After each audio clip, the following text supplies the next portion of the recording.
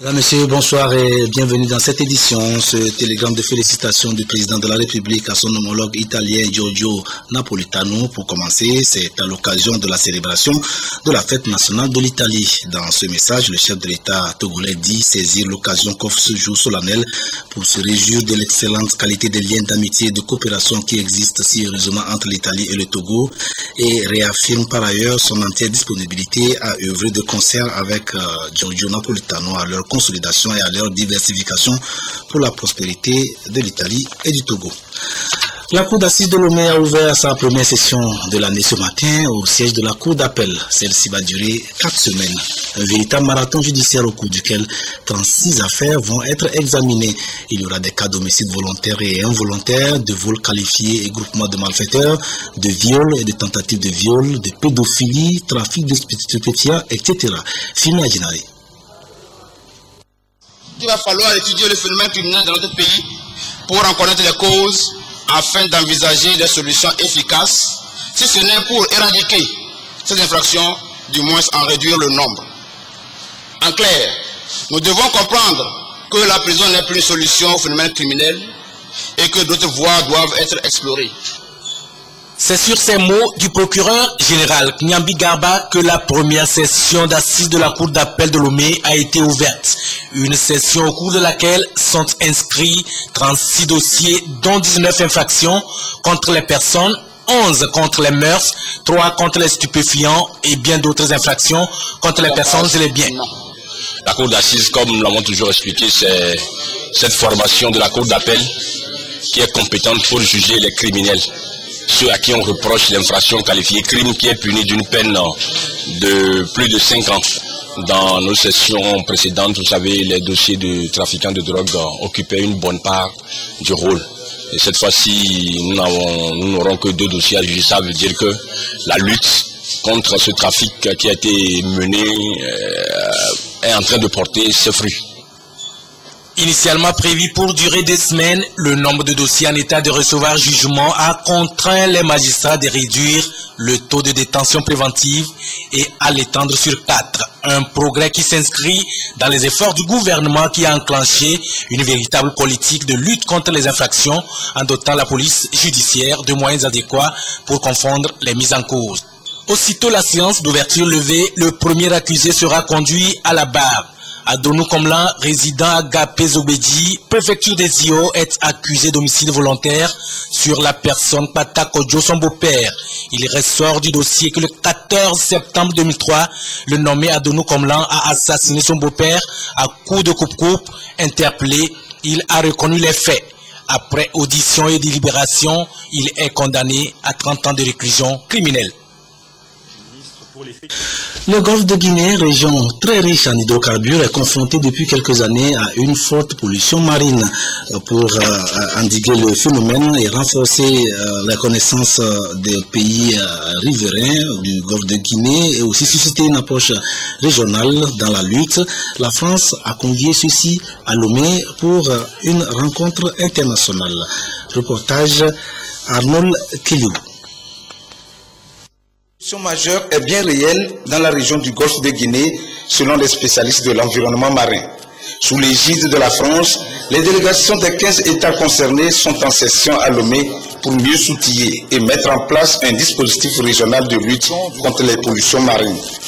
Le séminaire de ce matin, que nous ouvrons ce matin mais qui va durer 1 semaine, concerne justement la lutte contre la pollution du fait des hydrocarbures, c'est-à-dire du pétrole et du gaz qui peut s'échapper en mer, soit à la suite d'une collision entre 2 bateaux, soit à la suite d'une avarie d'un bateau, soit à la suite d'un accident sur une plateforme pétrolière ou d'un accident sur un gazoduc. Tous ces événements peuvent provoquer une catastrophe. Les actions concertées permettront aux États africains d'éviter les conséquences de la piraterie et les rejets accidentels d'hydrocarbures qui ont des effets néfastes sur la faune et la flore. Les hydrocarbures qui se déversent par exemple dans la mer ont une incidence négative sur la flore et la faune marine. Parce que bon, vous savez, il y a des activités de pêche sur la côte. Alors si cela se passait, il va sans dire que les activités portuaires aussi prendront un coup. Il va sans dire aussi que les poissons que nous consommerons seront impropres à la consommation. Et il n'en demeure pas moins aussi que la flore marine aussi prendra un coup. Dans le golfe de Guinée, la menace se répand, impliquant progressivement plus les États côtiers. C'est pourquoi la France, à travers le Fonds de solidarité prioritaire apporté aux États, vise à la reconstruction d'une organisation publique dédiée à l'État en mer, au renforcement des dispositifs de coopération régionale et à la formation du personnel civil et militaire. Ainsi, dans les pays du Nord, les pollutions marines de grande envergure que l'on enregistre souvent sont consécutives aux accidents de pétroliers entraînant des marées noires ou au dépôt des produits chimiques au large des côtes. À quel type de pollution la côte du golfe de Guinée est-elle confrontée? Et Soham Théou a posé la question aux experts présents à la réunion de Lomé. Leur réponse dans le reportage que voici. Les sources de pollution marine sont de plusieurs ordres. On peut noter celles provenant du plateau continental, des navires et de l'exploitation des gisements de pétrole. À l'instar des autres pays du golfe de Guinée, le Togo n'est pas à l'abri. Est-ce que le Togo connaît la pollution par les hydrocarbures? Je peux dire oui, dans une certaine mesure, à partir du moment où il y a plusieurs actes de pollution. Donc le premier acte concerne les pollutions par les navires, qui sont, je peux dire, des actes volontaires, et qui découlent des dégazages et des ballastages des navires en mer. Et le deuxième type de pollution, il s'agit de la pollution par la marée noire. La marée noire suite à un accident sur la mer, par exemple deux navires qui rentrent en collision, ça peut entraîner la marée noire. Et une troisième source de pollution qui est la pollution par l'extraction du pétrole par partie des plateformes offshore. La pollution tellurique, c'est tout ce qui tombe dans la mer à partir de la source terrestre. Donc, les rivières qui se déversent en mer, et qui emportent avec elles tous les déchets, donc les plastiques et tout ça, ça se déverse en mer et donc ça a un impact sur le milieu marin. Nous avons aussi les pollutions par les pesticides. Les pays du golfe de Guinée accueillent dans leurs eaux de grands tankers des navires aux cargaisons parfois dangereuses, sans oublier les actes de piraterie maritime et de grand banditisme. Les marées noires ne connaissant pas de frontières, des stratégies régionales et nationales de protection du trafic maritime méritent d'être mises en place. Le 30 avril, il a été pris un décret qui crée l'Organisation nationale pour l'action de l'État en mer. Donc une structure nationale qui est chargée sur le plan institutionnel de prendre en compte toutes ces questions. Mais au niveau législatif, le pays s'appuie sur les conventions internationales. Et sur le plan national, il y a la loi 4 sur l'environnement qui règle les questions de pollution, même en mer. Mais il faut avouer qu'il s'agit d'une loi cadre, donc qui a un caractère général. Donc il faut des lois vraiment spécifiques qui concernent ce domaine-là de façon particulière. La pollution marine a des impacts qui touchent plusieurs secteurs socio-économiques. Elle constitue une entrave aux activités portuaires, touristiques et de pêche. D'où la nécessité de renforcer les mesures de protection de nos côtes et des eaux territoriales. La protection de l'environnement, il en est également question depuis ce matin et toujours à Lomé dans le cadre d'une assise dénommée Forum ouest-africain sur la finance et les investissements climatiques. Ce sont en fait les porteurs de projets de protection de l'environnement qui se sont retrouvés avec le secteur bancaire à Lomé dans notre capitale pour échanger sur les opportunités pouvant favoriser le financement des activités de lutte contre les changements climatiques. La rencontre se déroule sous les auspices de la Banque ouest-africaine de développement et du Programme des Nations Unies pour l'environnement. Reportage Florence Poué-Passé, Carmen Madje Akapo. Face aux défis que représentent les mutations climatiques et leurs corollaires sur l'environnement et le cadre de vie des populations, il est plus que nécessaire que des initiatives et projets d'atténuation et d'adaptation au changement climatique soient prises pour réduire les émissions de gaz à effet de serre. 2 jours donc pour ces porteurs de projets de lutte contre les changements climatiques de la sous-région ouest-africaine et le secteur bancaire d'échanger et de trouver des opportunités qui favorisent la demande et l'offre de capitaux pour la mise en œuvre des initiatives des différentes entreprises.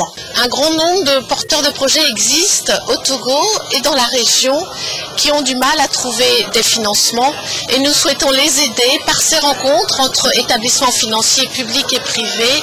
Nous souhaitons les aider à trouver le financement dont ils ont besoin. Nous avons expérimenté ce schéma, ce mécanisme dans le passé, donc nous avons beaucoup d'espoir pour ce forum ici à Lomé. C'est depuis 1995 que le Togo a ratifié la Convention cadre des Nations Unies sur les changements climatiques. Aujourd'hui, le gouvernement, conscient de l'urgence de la situation, a fait de la question des changements climatiques une priorité.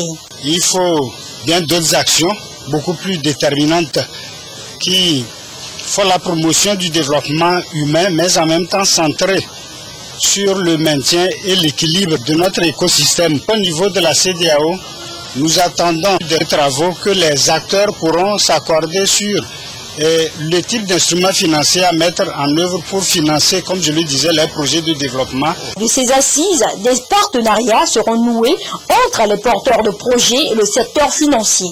La rencontre a reçu l'appui de la Banque ouest-africaine de développement et du Programme des Nations Unies pour l'environnement. À Palémé aussi, on parle finance, mais cette fois en termes d'investissement public. Pour favoriser une meilleure gestion et plus de transparence dans les dépenses publiques, le projet d'appui au renforcement de capacités institutionnelles par CIDE a en effet réuni les cadres de la direction du budget au chef-lieu de la préfecture de Kloto pour une session de formation. Les précisions dans ce reportage de Komo Poyodé.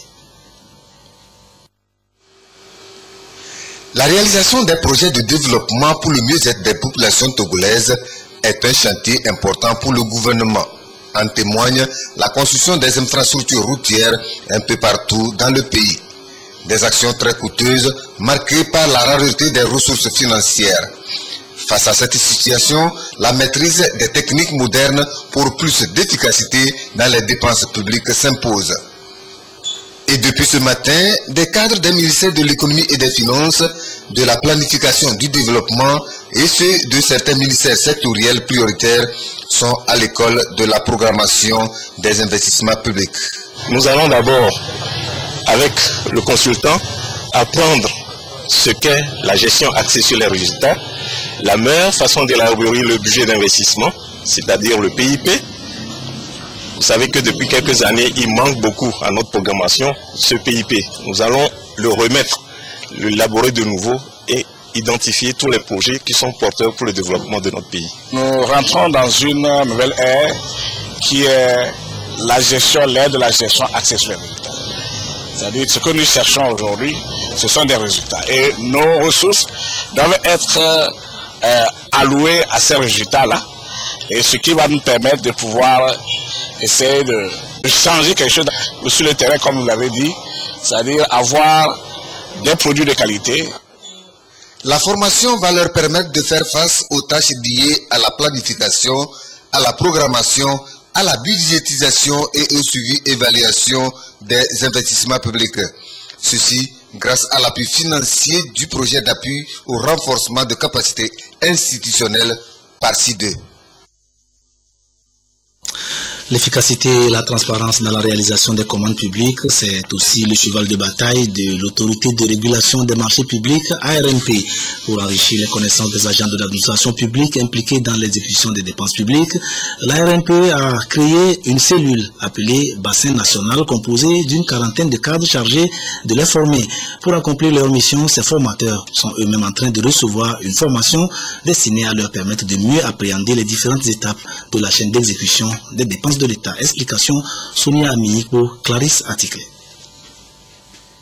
L'exécution des dépenses publiques obéit à des principes et règles budgétaires souvent mal connus des agents impliqués dans la commande publique. L'autorité de régulation des marchés publics, ARMP, veut que les procédures d'acquisition des biens et services par l'État se fassent dans les normes requises. Une quarantaine d'acteurs chargés de la formation sur l'exécution des marchés publics constitue le bassin national des formateurs mis en place par l'ARMP. Le circuit financier de l'administration publique retient l'attention des membres de ce bassin. Il y aura 4 modules principaux et un premier module sur le cycle budgétaire, un second module qui va porter sur le fondement même du circuit juridique, le troisième module portera sur la chaîne de la dépense publique et un quatrième module sur les perspectives d'évolution de cette chaîne de dépenses publiques. Donc cet ensemble de modules va permettre à tous les participants de renforcer leur capacité en matière de maîtrise du circuit et comme ça, plus de responsabilisation dans les formations qu'ils auront à faire pour les autres. Les membres du bassin national des formateurs sont issus du secteur privé, de l'administration publique et de la société civile.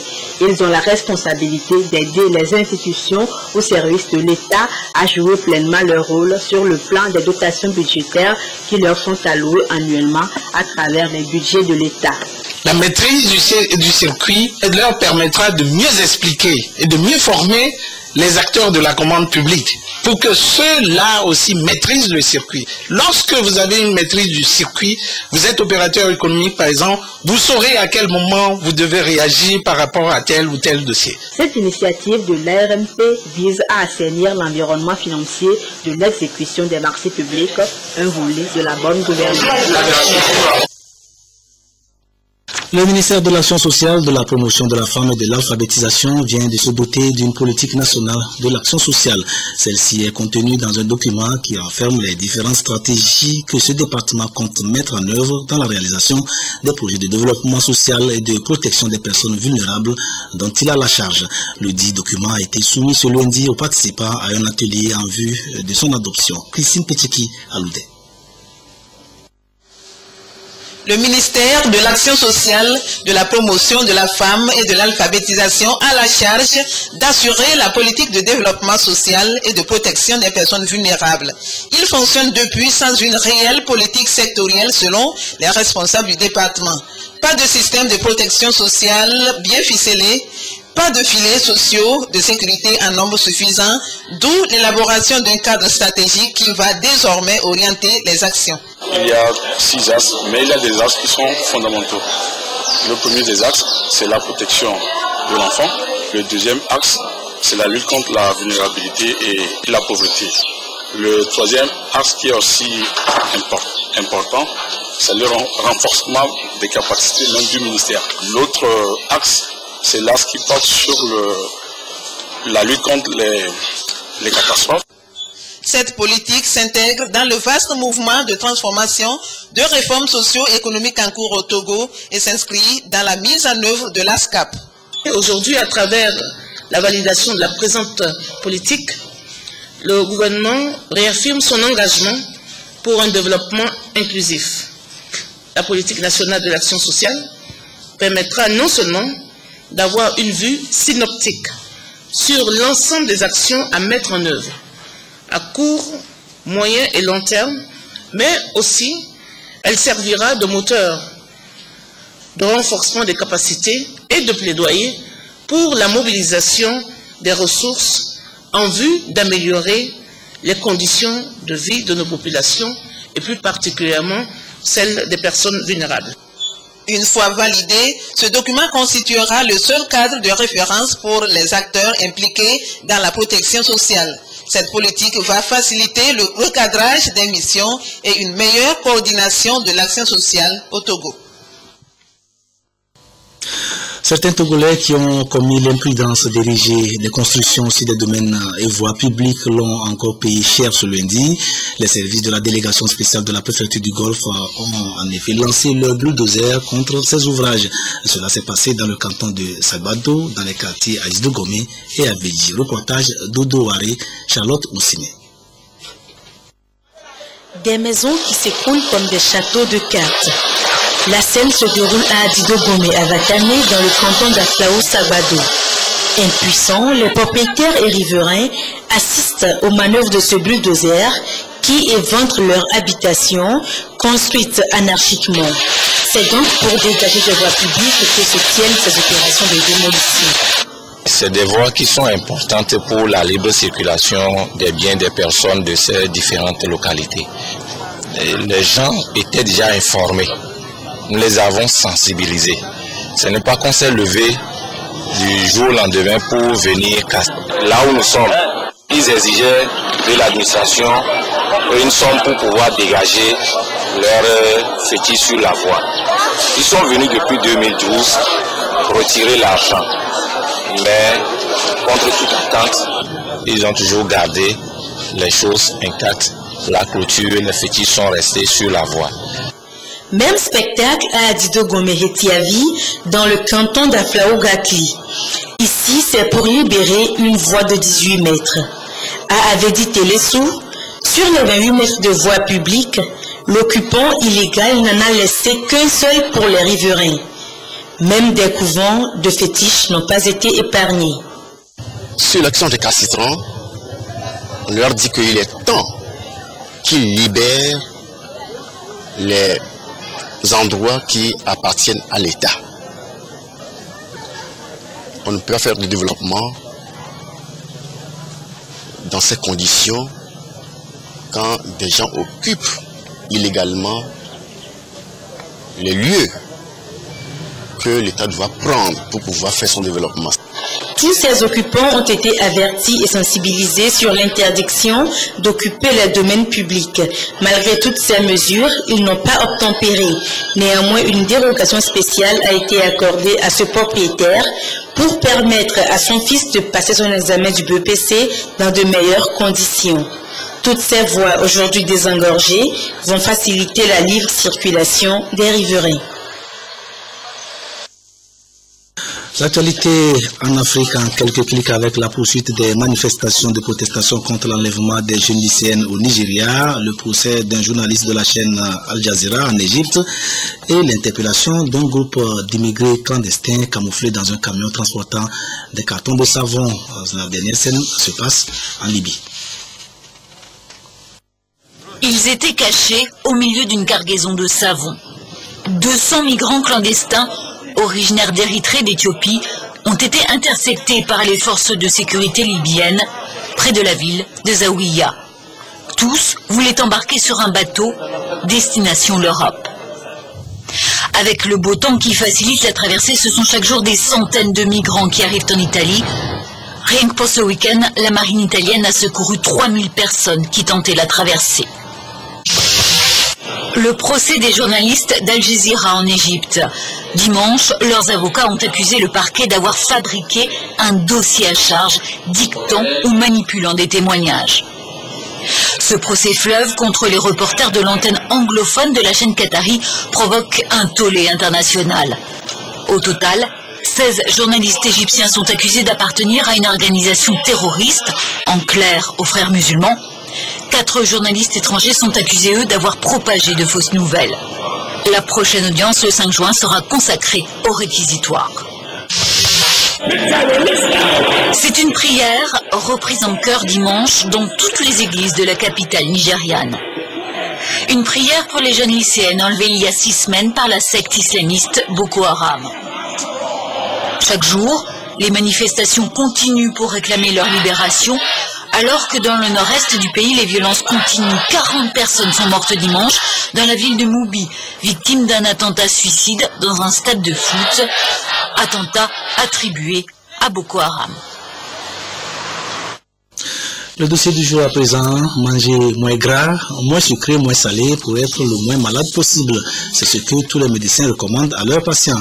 L'autre méthode pour prévenir toute pathologie est de faire son bilan de santé périodiquement, comme le conseille Étonnam Kokoroko dans ce reportage présenté par Carmen Madje Akapou. Se rendre chez le médecin quand tout semble normal n'est pas une démarche évidente. Pourtant, c'est un atout pour garder la forme. Préventif et périodique, le bilan de santé est un examen médical dont le contenu est adapté à chaque personne en fonction de son âge, de son sexe, des facteurs de risque liés à son environnement social et professionnel et à ses habitudes de vie. Cette femme, par exemple, ne le fait pas volontairement. C'est lorsque le médecin nous demande de faire le bilan que nous faisons. Normalement, c'est annuel. Et moi, je l'ai d'ailleurs fait cette année. Moi aussi, j'entends parler du bilan de santé, mais je ne l'ai jamais fait. Je peux dire que c'est faute de moi. Les mauvaises habitudes alimentaires nuisent considérablement à la santé et le bilan de santé permet de s'autodiscipliner et seul le médecin est habilité à déceler à travers des analyses d'éventuelles pathologies contractées par le patient. Le bilan de santé, c'est une procédure personnalisée d'une évaluation de sa propre santé. Donc, faire le bilan de santé, en fait, c'est opter pour la prévention. D'abord, le médecin va vous examiner un peu dans l'ensemble. Il y a des examens qui évaluent l'état de vos reins. En plus de ça, on va évaluer le taux de graisse dans le sang. Ensuite, on va demander des examens pour voir comment fonctionne votre foie. Une personne qui est diabétique, une personne qui est hypertendue, une personne qui a certaines pathologies spécifiques, qui a fait un AVC, son bilan va être la même chose que quelqu'un qui vient pour juste un traitement. L'objectif du bilan de santé est donc de dépister des affections ignorées en vue d'une meilleure prise en charge précoce. Le bilan, qu'il soit complet ou partiel, donne une orientation dans le type de soins à prodiguer. Mieux vaut prévenir que guérir. Alors, pourquoi ne pas s'accorder quelques instants pour évaluer ces risques de santé? Ce communiqué conjoint du ministère de la Santé et du ministère de la Sécurité et de la Protection civile à présent. Il a été constaté ces derniers temps que le trafic de faux médicaments ou de produits pharmaceutiques contrefaits, malgré les différentes mesures prises pour lutter contre ce fléau dans la sous-région, continue de prendre de l'ampleur. C'est ainsi que pour mettre en œuvre les recommandations de la conférence d'Addis Abeba tenue du 10 au 12 décembre 2013 et lutter plus efficacement contre le trafic, une réunion de planification opérationnelle sous-régionale a regroupé à Cotonou les 4 et 5 mars 2014 les experts nationaux de 10 pays, à savoir le Bénin, le Burkina Faso, la Côte d'Ivoire, le Ghana, la Guinée-Conakry, le Mali, le Niger, le Nigeria, le Sénégal et le Togo, ainsi que des représentants du secrétariat général de l'Interpol et des partenaires de l'Organisation mondiale de la santé, OMS, et du Fonds mondial. À l'issue de cette rencontre, il a été décidé d'organiser une opération sous-régionale dénommée Porte Épique de façon simultanée dans chacun des 10 pays participants du 27 au 29 mai 2014. Toutefois, ce sont seulement 6 pays, le Bénin, le Ghana, le Burkina Faso, la Côte d'Ivoire, le Sénégal et le Togo, qui ont pu tenir cet engagement. Au Togo, cette opération à laquelle ont participé les services de sécurité, la douane, les services de santé, le parquet de Lomé, les experts du secrétariat général de l'Interpol et des partenaires internationaux, OMS et Fonds mondial, a été conduite dans la ville de Lomé et ses environs, ainsi qu'à Nehor, Haotoué, Notien et Atakwame avec le soutien financier de l'Organisation internationale de police criminelle, OIPC Interpol. Elle a permis d'aboutir à des résultats fort encourageants. 9 tonnes 123 kilos de médicaments contrefaits ou trafiqués estimés à 200 000 dollars, soit environ 100 millions de francs CFA, ont été saisis. Ces produits sont de diverses catégories dont les plus remarquables sont entre autres les antipaludiques, les antalgiques, les anti-inflammatoires, les antibiotiques, les antiparasitaires, les antifongiques, etc. Il est fort intéressant de préciser que parmi ce lot figurent de faux médicaments antipaludiques ne contenant aucun principe actif, notamment 14 660 comprimés de faux Coartem et 42 180 comprimés de faux Lumartem et Artemeter. En application des tests en vigueur en la matière, 6 personnes ont été interpellées dans le cadre de cette opération et les enquêtes se poursuivent. Par ailleurs, dans le cadre de l'opération Entonnoir, 80 tonnes de faux médicaments ont été saisies et détruites sur la période du 2 mai au 31 octobre 2013. Depuis lors, une saisie supplémentaire d'environ 20 tonnes a été opérée. À ce jour, au total, 109 tonnes et 123 kilos, 109,123 tonnes de faux médicaments pharmaceutiques ou contrefaits ont été saisis dans le cadre des opérations Porte Épique et Entonnoir. Face à l'ampleur du phénomène, le ministre de la Santé et le ministre de la Sécurité et de la Protection civile rappellent à l'attention de toute la population que ces produits non seulement ne contiennent pas le plus souvent de principes actifs, mais aussi et surtout sont nocifs à la santé. Ils invitent les uns et les autres à éviter de tels produits qui sont très dangereux pour leur propre vie et réaffirment l'engagement du gouvernement à lutter contre ces trafics qui entraînent des pertes en vie humaine et portent un coup dur à l'économie nationale. Il compte sur le civisme de tout un chacun et remercie toute la population pour sa bonne compréhension. Pour le ministre de la Santé, le Premier ministre, Kwesi Selagoudja Omezounou, et le ministre de la Sécurité et de la Protection civile, colonel Yark Damaham. Le pinceau dans une main, le micro dans l'autre, Rosa Danglo est ce que l'on peut appeler une artiste complète. Elle en a donné la preuve vendredi dernier sur la scène du Goethe Institute, le centre culturel Armand Delomé. Reportage Florence Kopassé, étonnant Kokoroko, présentation Charlotte Onsime.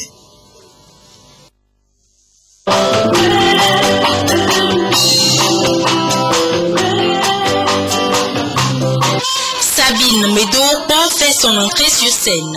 Elle n'est pas que chanteuse. En 7 minutes 32, elle a réalisé ce tableau sous une profonde inspiration. L'œuvre est dénommée Pensée positive. Je vais dire les deux, ça a commencé toute petite. Et pour la peinture aussi, par les dessins, les caricatures et autres. Et pour la musique, c'est par mon père, par la grâce de Dieu. Il y a Pisic en ce moment qui m'a amené à l'école de musique en 2002. Et après la formation, j'ai fait mon tout première sortie de chansons par la fête de la musique en 2002. Au-delà de ses propres prestations, elle interprète aussi Bella Bello. À travers ses chansons, elle véhicule les messages de courage, d'amour de Dieu et magnifie la femme. L'Institut Goethe accorde son crédit à cette femme qui ne cesse de surprendre. Il y a 2 semaines, ici même à l'Institut, nous avons procédé à l'inauguration au vernissage d'une exposition dont l'artiste était justement Sabine Medo-Okpo. Cela veut dire que c'est une artiste qui non seulement sait peindre, mais également c'est chanter. L'artiste Sabine ne s'arrête pas là. Elle veut sillonner le Togo afin d'initier les enfants à la musique et à l'art plastique dans le cadre de son projet dénommé Éducatour. À cette soirée, 8 minutes de silence a été observée en mémoire des défuntes Finiki et Raoula. Sabine Medo-Okpo, retenez bien ce nom, vous entendez parler d'elle dans les prochaines semaines ou années. Le ministre de la Défense et des Anciens Combattants informe le public qu'un concours d'entrée en classe de 6e au collège militaire Yadema de Chichao pour la rentrée scolaire 2014-2015 aura lieu le mardi 29 juillet 2014 dans les garnisons de Lomé, Temedia, Kara, Dapon et au groupement de gendarmerie de Thiévier et de Sokodé. Pour les conditions d'admission, la composition du dossier et la date limite de dépôt de dossier se référer au quotidien national Togo Presse. Le ministre de la Défense et des Nations combattants communique par ailleurs, informe par ailleurs également qu'un recrutement des enfants de troupes pour les classes de seconde au collège militaire Yadema de Chichao aura lieu pour la rentrée scolaire 2014-2015 sur étude de dossier. Voir également le quotidien Togo Presse pour les conditions d'admission, la composition du dossier et la date limite de dépôt de dossier. Les résultats du Lotosport du jour, les voici: 16, 22, 24, 25, 35, 36, 43, 44, soit 8 matchs nuls. C'est la fin de cette édition. Merci de votre aimable attention. Retrouvez Isidore Koubatine pour notre édition de nuit. Excellente soirée à tous. Voici le rappel des titres.